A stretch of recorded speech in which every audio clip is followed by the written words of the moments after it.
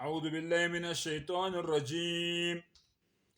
بسم الله الرحمن الرحيم. واقصد في مشيك واغضض من صوتك إن أنكر الأصوات لصوت الحمير. Sengathi Allah umdali wethu sonke angabusisa ukufunda kwezwi lakhe. Alhamdulillahi Rabbil Alamin. Ngicela Allah angivikele kusathane ongathandwa. Egameni lika Allah onomusa onesihawu. Bafowethu nodadewethu, my Muslim brothers and sisters, ngiyanithanda kakhulu. Yingakho ngenza lama video la abhekene nani ngqo, especially indlu yakithi emnyama. Ngisaphinda futhi, ma Muslims, indlu yakithi emnyama yama Muslims anilaleli. Amakhandeni aqinile, amakhandeni ayagqabha, amakhandeni aphithene, amakhandeni agcwele upelepele.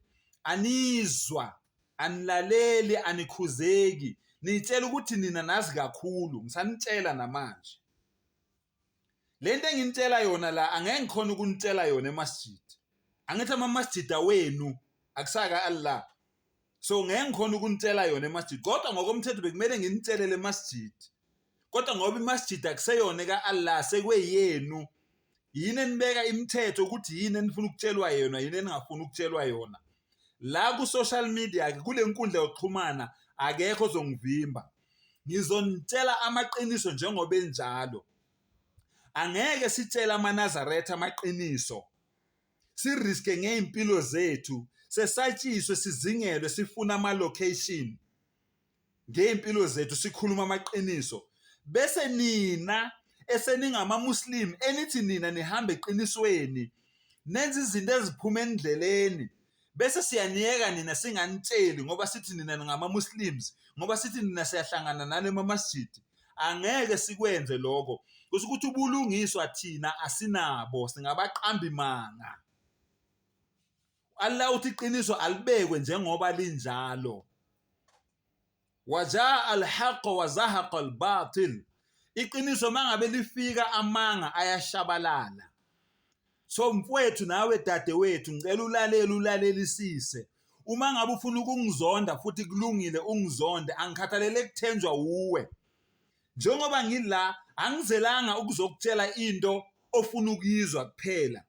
Ngizokutshela into okumele uyizwe. Njengoba nesithunywa sika Allah sathi masifika emhlabeni sasingazange ngizotshela abantu into abalindele ukuzizwa kuphela, kodwa wayebatshela izinto okumele vele bazizwe, bezithanda noma bengazithandi.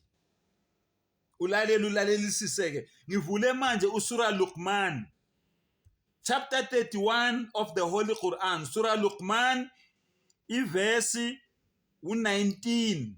Surah Luqman, verse 19. Surah Luqman uadvisa umntanakhe. Uthini?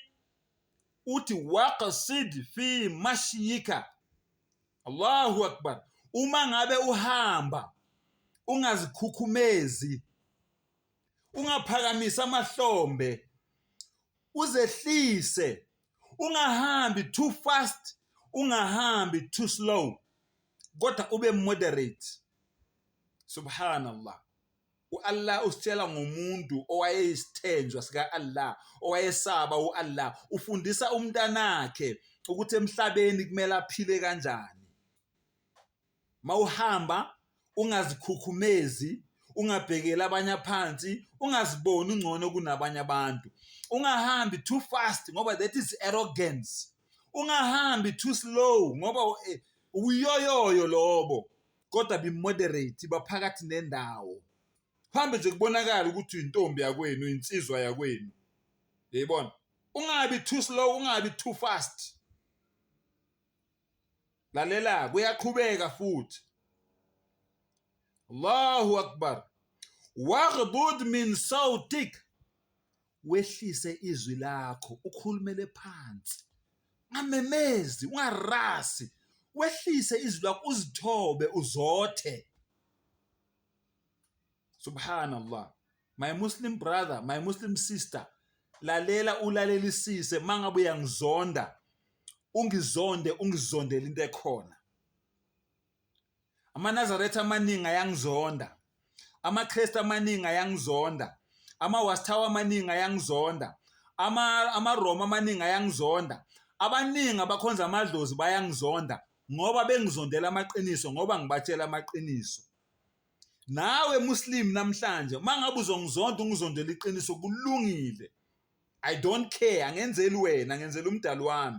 uAllah uye othe fa innama alayka albalagh. Okwethu thina ukuthi sintshele umlayezo, sidlulise umlayezo. Wa alayna alhisab. uAllah uyena ozanahlulela ngalomlayezo lesiwulethile kini. Ukuthi nenzeni ngawo akudoko eligayelwe thina lelo. Kodwa uAllah uthi thina singabadlulisi bomlayezo. Lesi yini isipho noma yini yifa esalishiyela uMuhammad sallallahu alaihi wasallam. Ukuthi nanti ifa enginishiyela lona, esiphiwe thina lona zithunywa zika Allah. Njengoba singaseke esinye isithunywa esizayo emva kwami, balighu anni walau aya. Dlulisa umlayezo ophuma kimi noma ngabe yivesi elilodwa, noma ngabe uphawu olulodwa oluvela kuAllah, dlulisa lowo mlayezo loyo. Asenzi ngoba sithanda, asenzi ngoba sizenza abantu abangcono. Senza ifa esiliphiwe uMuhammad sallallahu alaihi wasallam walidlulisela kithi. Wathi laba bangekho bawudlulisa umlayezo uzo laba bakhona bawudlulisa umlayezo uzo uyofika kulabo bangekho. Nginethemba lokuthi laba bangekho bawuzozwisisa ukudlula nini eniphambi kwami enikhuluma nami manje. Yingakho ke sudlulisa lo mlayezo. Uthi ungaphakamisi izwi, kusho uLuqman utshela umntanakhe. Subhanallah, lalela-ke. Inna ankara sauta, ngoba izwi eliphezulu, Allahu akbar, izwi eliphakeme, izwi elinomsindo, la sautul hamir, lifana nezwi lembongolo. Subhanallah. Sengathi uAllah ngasave. Njengoba nilokuncula nibanga umsindo niyafana neimbongolo, akusho mina, ivule nawe. Surah number 31, iverse 1, iverse 19. Inna ankara sauta, inna ankara al-aswat, inna ankara al-aswat. Amazwi, uyezwa, not saut, aswat, amazwi. Ayinjoba nihlangene nicula lapho kusuke kuhlangene amazwi. Angithi uyifunde nawe, ayithi saut.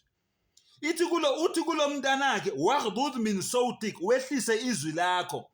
Mayiqhubeka ithi inna ankara al-aswat, ngoba amazwi, subhanallah, amazwi aphezulu. Lo mculo wenu nina eniwenzayo, ngalamazwi wenu nina aphezulu. Akusho mina, ifunde nawe.